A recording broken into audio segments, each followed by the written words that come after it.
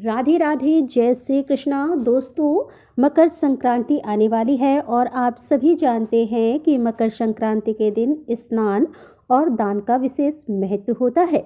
इस दिन किया हुआ दान अनंत गुना फल देता है। इसीलिए अपने सामर्थ्य के अनुसार हम सभी लोग इस दिन दान जरूर ही करते हैं। तो आज की इस वीडियो में हम सभी जानेंगे कि कौन सी वह 7 चीज़ें हैं जिनका मकर संक्रांति पर दान करने से अनंत गुना यानी कि बहुत अधिक फल प्राप्त होगा। महत्वपूर्ण जो 7 चीज़ें हैं वह आज के वीडियो में मैं आप सभी को बताऊंगी। तो देखिए, सबसे पहली बात है कि साल 2026 की जो मकर संक्रांति है इस साल 14 जनवरी दिन बुधवार को मनाई जाएगी।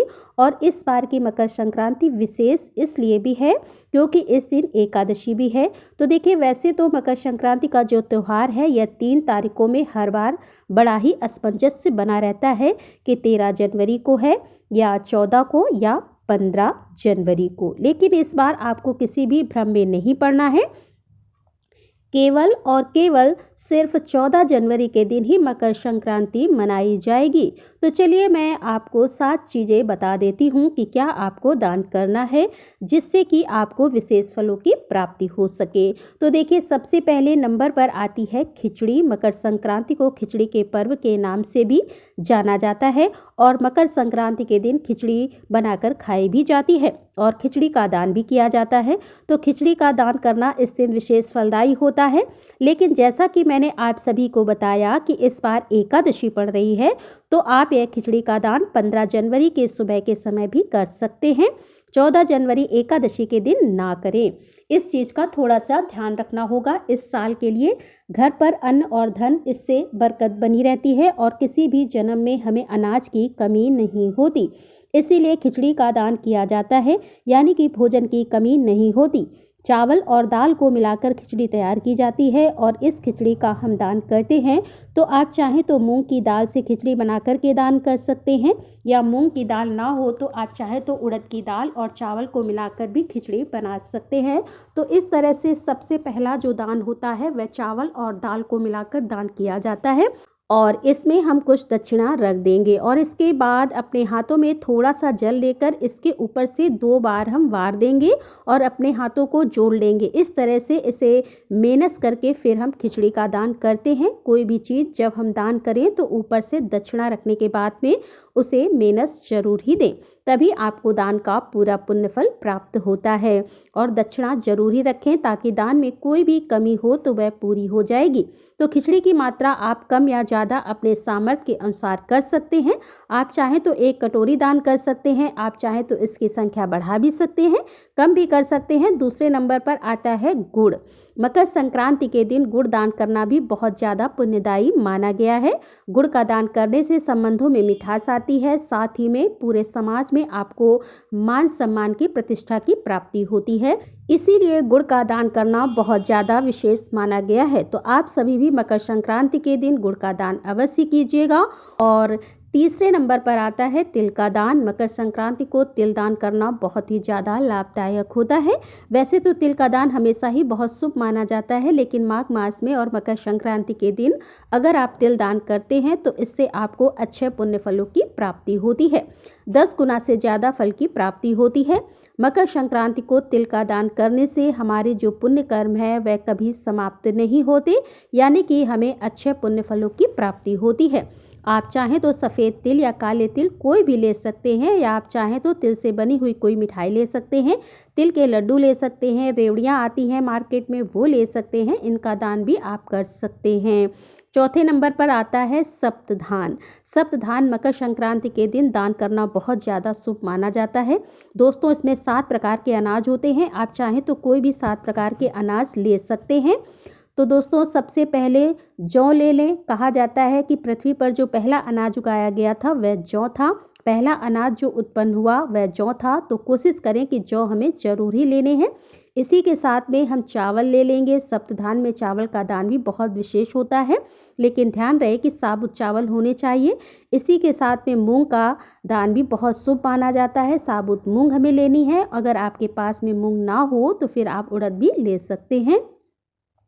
इसी के साथ हम गेहूँ लेंगे। देखिए खाने में जो अनाज हम यूज़ करते हैं जैसे कि गेहूँ, चावल, बाजरा, जो कुछ भी हम खाते हैं वह हमें ज़रूर दान करना चाहिए, क्योंकि इसकी ज़रूरत भी हमें सबसे ज़्यादा रहती है। तो आप जो है गेहूँ ले लें, साथ ही में बाजरा ले लें। बाजरा भी बड़े ही आसानी से मिल जाता है। और साथ ही में आप चने ले लें। चना आप चाहें तो साबुत भी ले सकते हैं या दाल भी ले सकते हैं। इसी के साथ में आप जो है साबुत धनिया, माँ लक्ष्मी और भगवान कुबेर को धनिया अति प्रिय है और धनिया को धन का प्रतीक भी माना जाता है। तो इस प्रकार से आप धनिया रख लें। यह 7 प्रकार के अनाज आप ले लें। इसमें से कोई अनाज अगर आपके पास में नहीं है, कोई दूसरा अनाज है, तो वह आप ले सकते हैं। यह सातों अनाज दान करने से हमारी कुंडली में किसी भी तरह का ग्रह दोष नहीं होता और अगर कोई दोष है तो वह भी समाप्त हो जाता है। घर में अन्न और धन की बरकत होती है, क्योंकि लक्ष्मी जी को यह अति प्रिय है।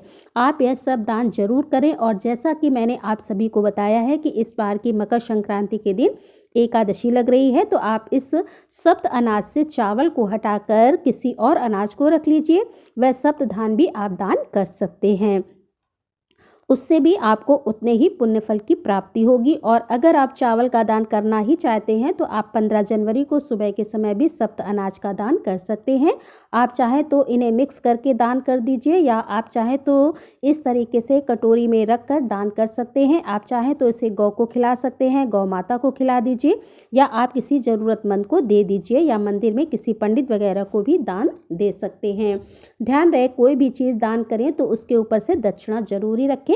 इसके अलावा आप चाहें तो इसे दलिए की तरह बारीक पिसवाकर पक्षियों को डाल सकते हैं, चींटियों को डाल सकते हैं, या आप चाहें तो किसी ज़रूरतमंद व्यक्ति को भी दान कर सकते हैं ताकि उसके उपयोग में आ सके। 5वां जो दान है जो कि आपको करना चाहिए वह है कपड़ों का दान।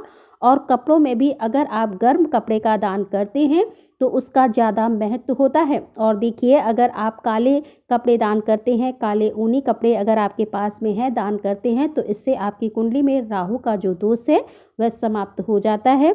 राहु की दशा अच्छी होने लगती है और जिसे राहु का साथ मिल जाए उसे दुनिया पर राज करने से तो कोई रोक ही नहीं सकता। इसके अलावा आप काले कंबल वगैरह का दान कर सकते हैं। काला कंबल ना मिले तो आप लाल या फिर किसी भी रंग के कंबल या कपड़े का भी दान कर सकते हैं। इससे भी आपकी कुंडली में सूर्यदेव की जो स्थिति है वह मजबूत होती है, सूर्य की दशा में मजबूती आती है। और देखिए ज़रूरी नहीं कि आप महंगे कंबल या महंगे कपड़े ही दान करें, जैसा आपके पास सामर्थ्य है वैसा आप दान कर दीजिए। अगर आप बहुत ज़्यादा कुछ दान नहीं कर पाते हैं और आप कपड़ों का दान करना ही चाहते हैं तो आप गर्म जुराबे यानी कि मोजे भी दान कर सकते हैं। यह भी बहुत ज़्यादा फलदायी होता है और यह भी गर्म कपड़ा ही है, यानी कि दान कम ज़्यादा मायने नहीं रखता, आपकी भावनाएं ज़्यादा मायने रखती हैं। किसी भी ठंड में ठिठुरते हुए इंसान को जब आप गर्म कपड़े दान करते हैं तो उसका बहुत फल प्राप्त होता है। इसी के साथ में छठा जो दान है वह है घी का दान। घी का दान जो दान है वह मुख्य रूप से धन की प्राप्ति के लिए किया जाता है। घी अगर हम दान करते हैं तो इससे व्यापार यानी कि कारोबार में भी उन्नति होती है, बहुत लाभ मिलता है। और अगर गाय का घी मिले तो यह सबसे अच्छी बात है। गाय का घी दान कीजिए। गाय का घी ना मिले तो इसकी जगह पर आप चाहें तो सरसों का तेल भी दान कर सकते हैं, क्योंकि गाय का घी बहुत महंगा आता है, हर कोई नहीं कर सकता इस चीज़ का दान। तो ऐसे में आप सरसों के तेल का दान भी कर सकते हैं। इससे शनि की जो दशा है उसमें मजबूती आती है, शनिदेव प्रसन्न होते हैं। और अब आता है 7वां दान जो कि है नमक का दान। तो देखिए नमक का दान बहुत कम किया जाता है और बहुत सोच समझ कर किया जाता है। मकर संक्रांति के दिन अगर आप नमक का दान करते हैं तो इससे कर्जे से मुक्ति आती है, कर्जा आपका उतर जाता है और इसी के साथ ज़िंदगी बहुत आसान हो जाती है। यानी कि कर्ज से मुक्ति पाने के लिए नमक का दान किया जाता है। आप सेंधा नमक, काला नमक या जो भी नमक आप यूज़ करते हैं उसका दान कीजिए, इससे बहुत ही जल्दी कर्ज से मुक्ति मिल जाती है। तो हो सके तो नमक का दान जरूर ही कीजिए। और ध्यान रहे कि जब भी आप दान करें तो उसके ऊपर से दक्षिणा जरूर ही रखनी चाहिए। और देखिए अगर आप यह सारी चीज़ें एक ही व्यक्ति को दान दे रहे हैं तो एक ही जगह पर दक्षिणा रख दीजिएगा। फिर आप अपने हाथ में थोड़ा सा जल लेकर के इन सारी चीज़ों के ऊपर से वार करके और अपने दोनों हाथों को जोड़ लीजिएगा। यह चीज़ें दान जरूर दीजिएगा, इससे आपको बहुत ज़्यादा पुण्य फलों की प्राप्ति होगी। और अगर सारी चीज़ें एक इंसान को दान नहीं कर रहे हैं, जैसे कि किसी को गुड़ दान कर रहे हैं, किसी को गर्म कपड़े, किसी को तिल दान कर रहे हैं, किसी को नमक दान कर रहे हैं, तो ऐसे में हर व्यक्ति की अलग अलग दान के लिए अलग अलग से दक्षिणा रखें। और दक्षिणा आप चाहें तो 1 रुपये से लेकर 100 रुपये तक जितना आपका सामर्थ्य है उस हिसाब से रख सकते हैं, ताकि हमारे दान में किसी भी तरह की कोई कमी है तो वह पूरी हो जाए। तो यह 7 चीज़ें हैं जो कि मकर संक्रांति के दिन दान करने से बहुत ज़्यादा लाभ प्राप्त होता है। मकर संक्रांति के दिन सुबह उठकर स्नान आदि करने के बाद ही इन चीज़ों का हमें दान करना होता है और मीनस करके फिर हम दान कर देते हैं। तो यह वो 7 चीज़ें हैं। इनमें से आप कौन सी चीज़ें दान कर रहे हैं, कौन सी चीज़ें आपके पास में नहीं है, मुझे कमेंट सेक्शन में ज़रूर बताइएगा। साथ ही इस वीडियो को ज़्यादा से ज़्यादा अपने परिवार के सभी सदस्यों के साथ व्हाट्सएप, फेसबुक, जो भी आपके अपने हैं, हिंदू सनातनी हैं, सभी के साथ शेयर करना बिल्कुल भी मत भूलिएगा। राधे राधे, जय श्री कृष्णा, हर हर महादेव, जय भोलेनाथ की।